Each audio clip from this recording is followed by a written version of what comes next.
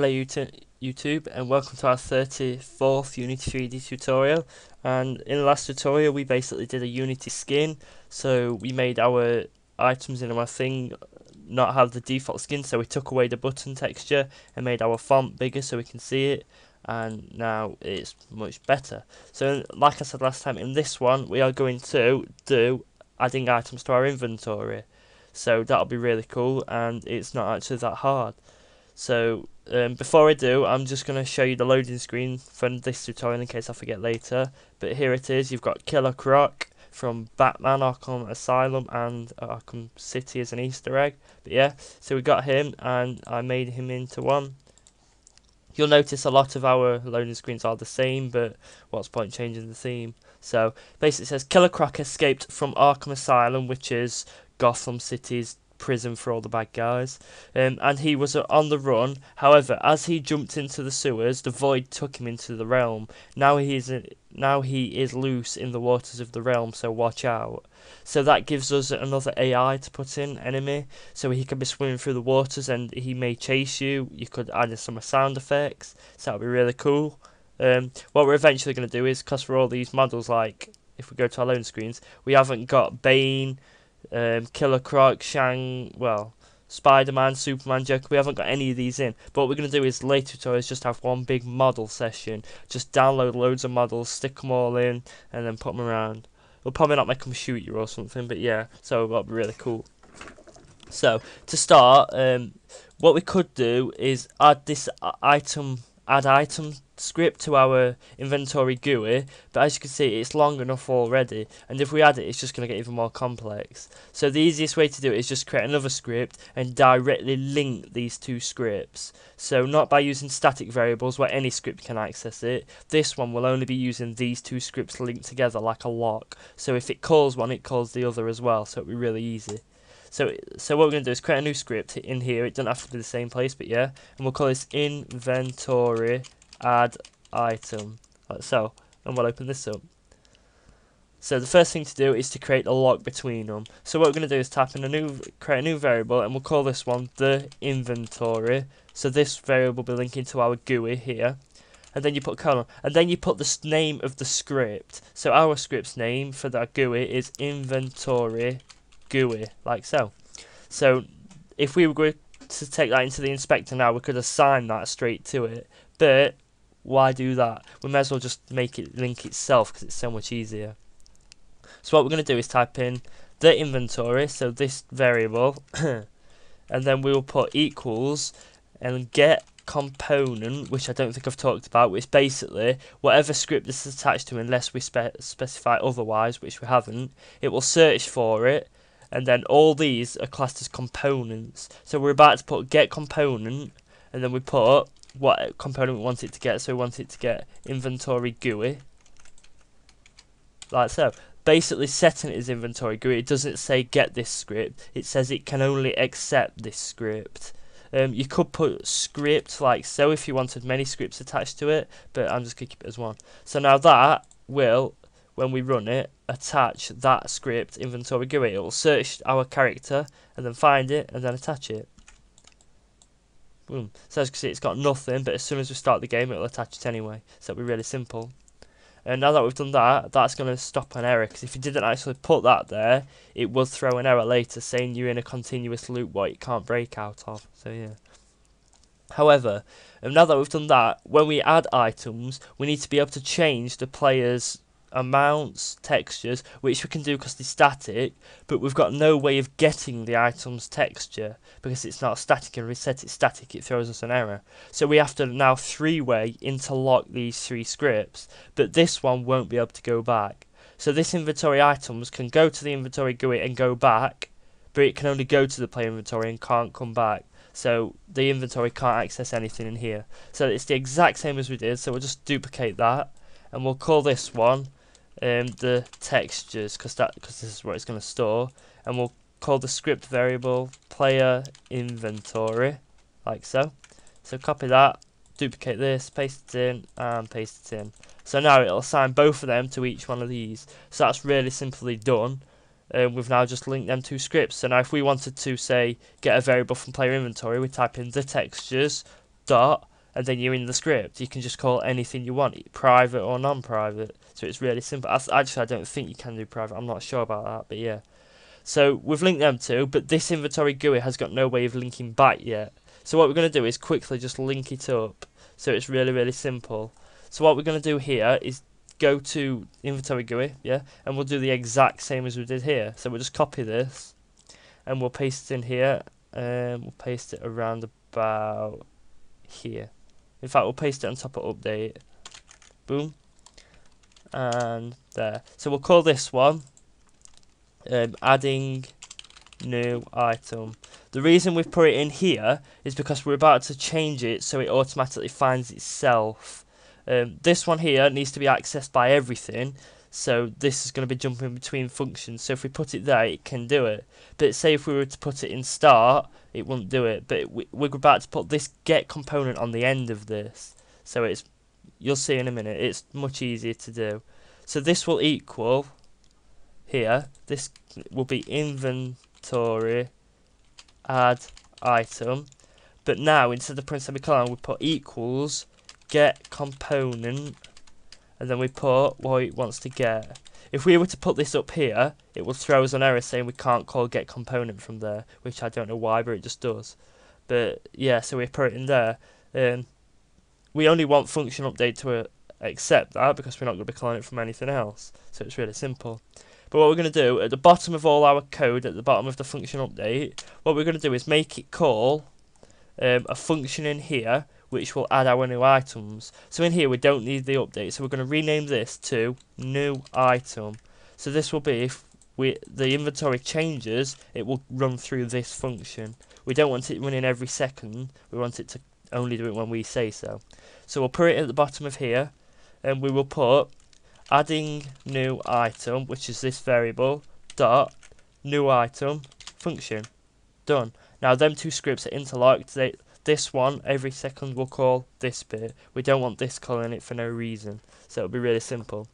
Now that we've done that, we can start actually coding it and looking out for when it does collect a new item. So when it clicks new item at the moment, it doesn't do anything. So what we can do before we program in that is actually go back to our normal screen.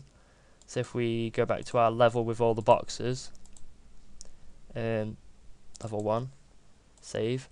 At the moment, all we're going to do is make it, if it hits it, it'll search our system, and if it finds one, a blank screen, it'll pick it up. If not, it won't do it. So as you can see, all these boxes have got nothing in common, it can't be collected. So we'll just quickly open our collections screen. This is just going to be a bit of temporary code. So we've got 4 boxes, 3, 4. Duplicate this 4 times, 3, 4. That's too many. And we'll just like put these together so we know these are together. So here, what have we called them? We've called them oak, wood, iron. What else were they? Palm, wood, and stone. Palm, wood, and stone. So now that we've done that, all this code in here is going to be roughly the same, but for now we'll just get rid of everything except the destroy, because we want it to destroy it. We don't need to test it because we know it works, so if we were to hit all them now, it would destroy it. So we'll keep that there for now because we've got to add some code to that from our inventory saying, look, we've just collected something new, add it. So go back to add items, and now let's get programming it because that's what we want. So when we collect a new item, we basically want to say this ID has been collected. So we're going to create a simple variable here, static variable, and we'll just call this inventory new item added, and then this will equal to -1. The reason we set it to -1 is because our ID starts at 0. The way we're going to code it is basically say if this is more than -1, then do it. But if we set it as 0, it's more than -1, and it'll mess up. So we don't want it constantly running. So we've done that. So what we need now is a way to determine the textures. So we've linked it to get the 2 textures. But what about if the texture's empty? We want it to basically say, well, you can't use it. So we'll just new line icons and call this var blank icon, and it's a texture. So in here we'll stick our blank grid icon and say, is it the same as this texture? If it's not, search again. If it is, replace it. If that makes sense. Yeah, I think. But we'll just get started. Right. So now what we're going to do is type in if this item, so inventory add item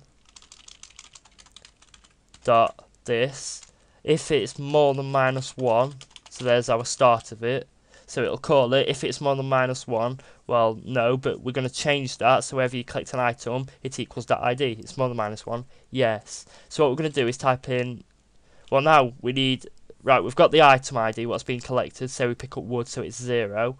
We need to somehow get that texture.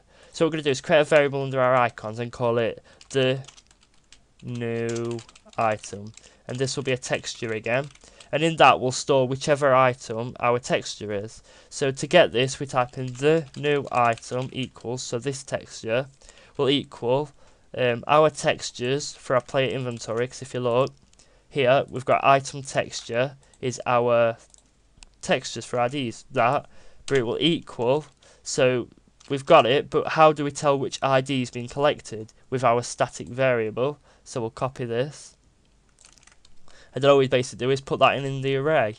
So press that. So now if we collect an item and that changes, that will equal to that ID. So we collect a wood, item ID 0, bang, that's ID 0. And then we make that search, set, and we're done. Simple. So now that we've done that, we need some way to search all our grids for our inventory to determine what it is. So a simple way of doing this is just above here. I'm just going to make this private, so you don't really change on these except this one. So we'll put that down. But above here, I'm just going to type in var array grid equals 0. So it starts off at 0. This is basically going to search, check 0. Is it a blank icon? No, it's not a blank icon. Plus this by 1, search again. So search part 2. Is it a blank icon? No. Part 3. Has it found it? Yes. Revert to 0. Change icon. So it's super simple. So we'll type if array grid is less than 40, because my maximum is 40. Put whatever your maximum is there.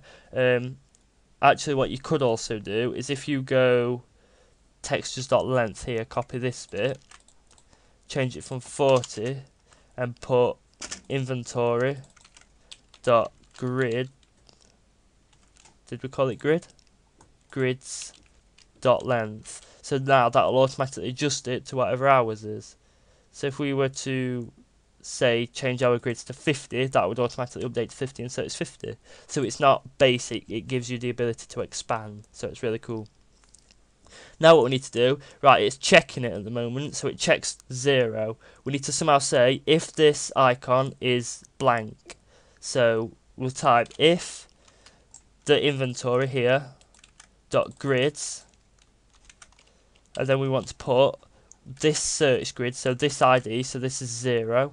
So if blank grid 0 at the moment equals blank icon, so if it's the same texture, then we add the item. Yay!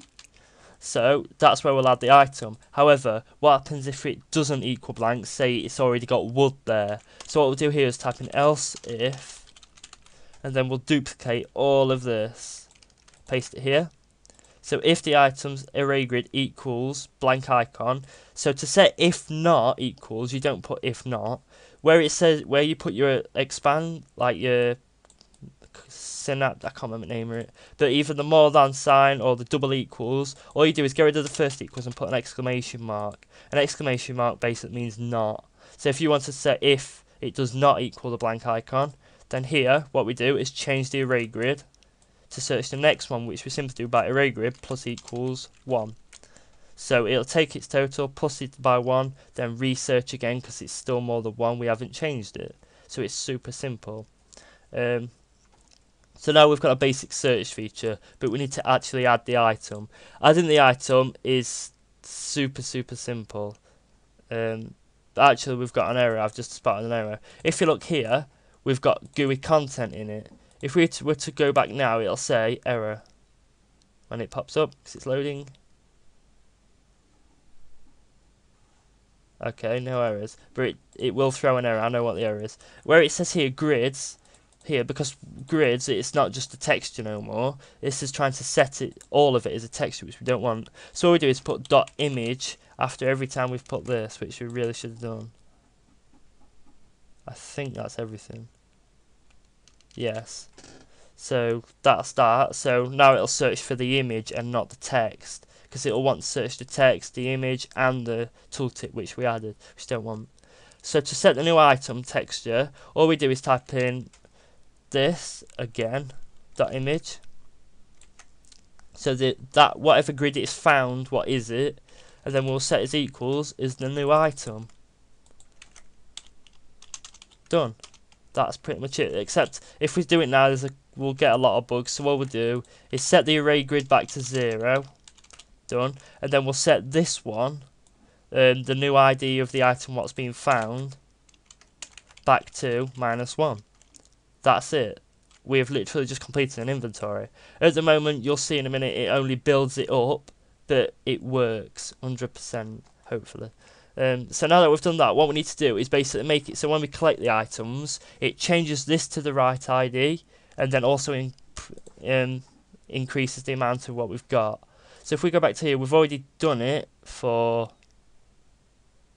none of them. Wait, haven't we? I thought we did it. Oh no. Right. So basically we did it for the tree chop, that's right. Here what we're going to do is type player inventory dot, and then what did we call our amounts? So we call it players amounts. And then, so what's the item for oak wood? Oak wood was 0, so we'll put 0 plus equals 1. That's it. So we've set that, so we'll copy that in a minute. But what we also need to set below this, so every time your inventory increases, you need to have 2 lines instead of 1. I think it's a good deal for, like, you get a whole inventory, so it's quite good. So what we need to do is copy this one, and then set this to whatever ID this is. So new item thingy equals 0. That's it. So we copy this, paste it in here, paste it in here, and paste it in here. So the second one is palm wood, so we'll set this to 1 and 1. I believe iron's 2. No, iron's 3, 3, 2, 2. Like so. That's it. So now we test it. Hopefully no errors. Fingers crossed. Woo! No errors. Right. Let's go down. We haven't actually attached it yet, so we need to attach it. Add item. Boom. There we go. So you see we've got 2 non-equipped things. We don't equip them, just completely leave them. And blank icon can set these. So we can call this one grid icon. And then the new icon you just leave blank. That's it. So we'll open up some stuff so you can see what happens as we do it. So we click play. Actually no, we haven't done something. Go back. We need to assign the collection script to all of them boxes. So if we go back to our items, a quick way to attach it to all is just hold shift and click all of them and then drag collection on. Boom. Done. Every single one of them's got a collection script. We don't need to worry about them too because we've disabled the audio. So if we were to click play now, and then while it's playing click our character, and as you can see it's automatically loads of things. Loads of the 2 scripts. It both says character because it's just accessing through our character. But now if we were to walk into one of these items, press I. So that's because we've not set our skin. First we need to set our skin first, else we can't see nothing. Where did we put it? Inventory. Put it in HUD skins. Boom. There we go. Now we have a fully working one, fingers crossed.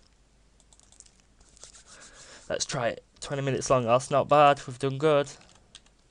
So the grids are still not there. Why not? So we'll go back to inventory GUI, click our grids because we reset it. So 40. Set it to 1. Text we'll leave blank, tooltip we'll leave blank. Here we'll put grid. Set back to 40 because we changed it to element, but we need to make it update itself, but we'll do that next time. So as you can see, our textures for our inventory will automatically assign. Boom. Right, fingers crossed. We'll collect the wood first. And we collect it. Wait, inventory. Collect. As you can see, we've got 1 wood. Collect again. 2 wood, 3 wood, 4 wood. There we go. let's collect our birch wood. So as you can see, this oak wood here, the new item's being equipped, so we catch it, boom. Boom. As you can see, watch the array grid is we catch it. I hope it's fast enough. Click 1, 2. See, it actually searches through our grid, so we can collect every single one. Press C to chop. No, thank you. In fact, yeah, we can test that in a minute. There we go. So we've just collected every single one. Look, you can't do note with them yet. They're stationary, but we've got a working inventory. We've now got 4 wood, 4 page wood, and that's it. So what we'll do just to finish the tutorial off is open up our tree chop script and find where it pluses it. So here, as you can see, it adds 1 to the inventory. So if we just copy this from our collections, so what's it adding? It's adding birch wood. Change it to 0. That's it. We've done. Added an fully working inventory on YouTube. Yes. So that took a lot of tries. While this loads. Max play. Reload. So, in the next tutorial, I will be at making it so if it's already got wood there, or it's got something there, it'll automatically increase the size. So instead of just saying 1 wood collected, it'll go 1, 2 in the same spot, 3 in the same spot, 4 in the same spot. But what we can also do is walk up this tree, press C, chopping, watch our inventory, and boom, we've just chopped a tree, we've collected wood. So it's really, really simple. It's not the best inventory in the world, but it works. What's to complain about? So all good. So thanks for watching, please like, comment, subscribe, and we'll see you next time.